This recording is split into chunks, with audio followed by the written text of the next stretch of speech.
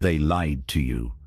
They told you that confidence comes from the inside, that it's a feeling, that if you just love yourself enough, believe in yourself enough, repeat enough affirmations in the mirror, you'll wake up one day feeling confident.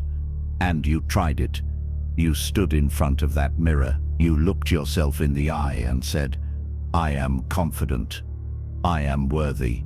I am enough." And nothing changed.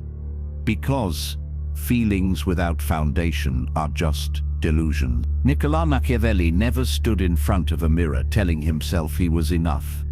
He didn't need to. He knew he was dangerous. And that knowledge, that certainty born from capability, not comfort, is what real confidence actually is. You've been sold a lie because the truth is too uncomfortable. The truth is that real confidence doesn't come from feeling good about yourself. It comes from knowing you can destroy anyone who challenges you. Let me be clear. I'm not talking about physical violence. I'm talking about psychological, strategic, intellectual capability. The ability to outthink, outmaneuver, outlast. Real confidence is the quiet certainty that no matter what happens, you have the skills to handle it. And you cannot get that from words. You can only get that from action. You've been taught that confidence is about self-love, about acceptance, about positive thinking. This is the spirituality of the weak. It's designed to make you feel better about your inadequacy without actually addressing it. It's a psychological band-aid on a structural problem. You don't need to love yourself more. You need to become someone worth respecting. Machiavelli understood this. He wrote The Prince not as a self-help manual, but as a survival guide. He wasn't interested in how you feel. He was interested in whether you can hold power. And power is not held by people who love themselves. It's held by people who others fear to challenge. That fear doesn't come from aggression. It comes from competence, from the reputation that you are not someone to be trifled with, because you have demonstrated repeatedly that you are formidable. Think about the most confident people you know. Not the loud ones, not the ones who constantly tell you how great they are, but the quiet ones, the ones who walk into a room and everyone shuts up, the ones who speak once and everyone listens. What do they have that you don't? It's not affirmations, it's a track record. They've done difficult things. They've faced challenges and won. They've built skills that are rare and valuable. Their confidence is not a feeling. It's a conclusion drawn from evidence. You want that, but you're trying to shortcut the process. You're trying to feel confident before you've earned the right to be. And that's why it doesn't work. That's why you can say "I am confident" 1,000 times and still feel like a fraud. Because you are a fraud. You're pretending to be something you're not. And deep down, you know it. And that knowledge eats at you every single day. The self-help industry has convinced you that your feelings matter more than your actions. That if you just think positively enough, reality will conform to your thoughts. This is magical thinking. This is religion for people who don't want to admit they believe in magic. Machiavelli would laugh at you. He lived in a world where thinking positively got you killed, where confidence without capability meant you were the first one thrown off the castle wall. Real confidence is built on 3 pillars: competence, preparation, and the willingness to act. Let me break these down because this is where the lie falls apart. Competence means you have skills that are objectively valuable. You can do things that other people cannot do. You've trained, you've practiced, you've failed, and learned, and improved. A surgeon is confident in the operating room not because he tells himself he's a good surgeon, but because he's performed the surgery 1,000 times. A fighter is confident in the ring, not because he believes in himself, but because he's been punched in the face enough times to know he can take it and keep going.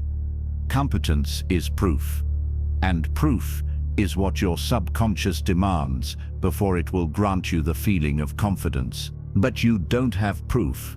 You have intentions, you have plans, you have vision boards and journals full of goals, but you haven't done the work.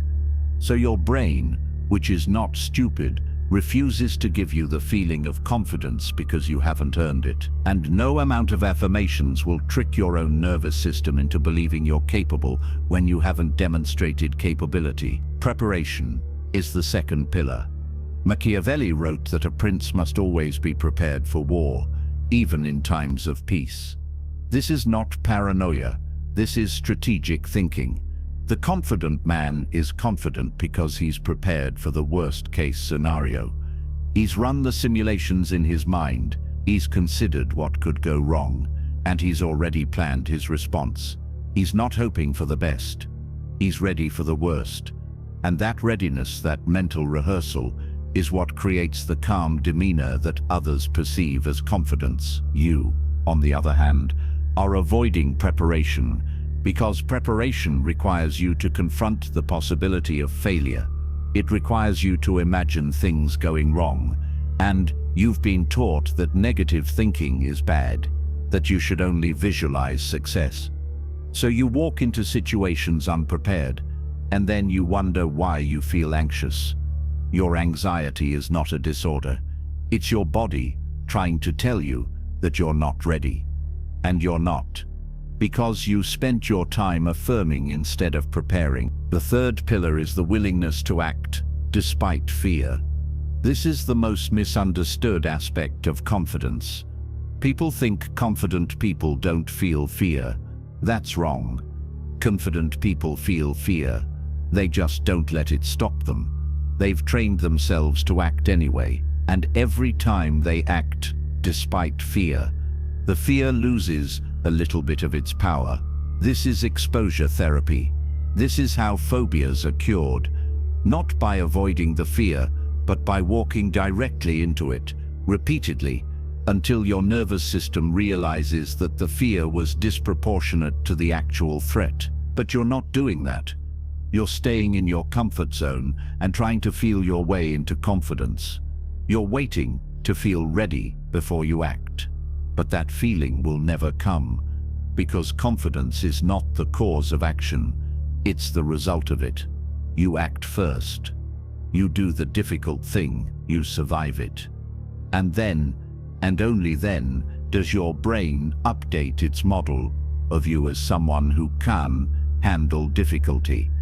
And that updated model is what you experience as confidence. Machiavelli knew that a prince cannot afford to wait until he feels ready.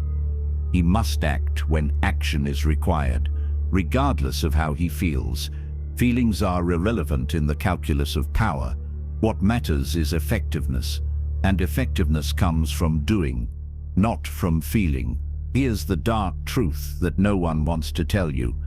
Real confidence, the kind that actually changes how you move through the world, the kind that makes other people defer to you, that kind of confidence is rooted in your capacity for controlled violence. Not physical violence necessarily, but the psychological, strategic, social equivalent. It's the knowledge that if someone pushes you, you can push back harder. That if someone tries to manipulate you, you can see through it and counter-manipulate. That if someone tries to intimidate you, you have the option to escalate beyond what they're comfortable with. This is why affirmations don't work. Because standing in front of a mirror saying, "I am powerful," doesn't change the fact that if someone challenges you, you don't actually know what to do. You don't have the skills. You don't have the experience. You don't have the track record, so your subconscious knows you're lying, and it refuses to cooperate. But if you spend 6 months learning how to fight, really fight, if you step into a ring and get punched in the face and learn that you can take it, if you train until your body is a weapon that you know how to use, then you don't need affirmations. Because when you walk down the street, you know that if something goes wrong, you can handle it. And that knowledge changes everything. Your posture changes. Your eye contact changes. Your voice changes, and people pick up on it. They sense that you're not prey, and they treat you differently. This applies to every domain. If you want to be confident in business, become competent at business. Learn negotiation, learn sales, learn how to read financial statements, learn how to spot a bad deal, build a track record of wins. Then you won't need to tell yourself you're a good businessman, you'll know it. And more importantly, everyone you deal with will know it too. If you want to be confident socially, learn social dynamics, study psychology, practice conversation, put yourself in uncomfortable social situations repeatedly until they're no longer uncomfortable. Build a social circle, become someone who others want to be around because you provide value. Then you won't need to affirm that people like you. They'll demonstrate it through their actions. Machiavelli wrote that it's better to be feared than loved. If you cannot be both, apply this to yourself. It's better to fear your own inadequacy than to love your own mediocrity. That fear, that dissatisfaction, that's the fuel. That's what drives you to actually improve, rather than just feel better about not improving. The self-help industry doesn't want you to improve. They want you to feel better about not improving, because if you actually improved, you wouldn't need their products anymore. They need you to stay weak, but feel good about it. They need you to buy the next course, the next book, the next seminar. They need you dependent on the emotional high of being told you're enough. Because if you realized you're not enough, and then went out and became enough, you'd stop being their customer. This is the Machiavellian truth about the entire personal development industry. It's not designed to make you powerful. It's designed to make you feel powerful while keeping you weak. Real power is threatening. Real power disrupts hierarchies. Real power means you're no longer controllable, and a system cannot allow too many people to become truly powerful, or the system collapses. So they sell you a fake version.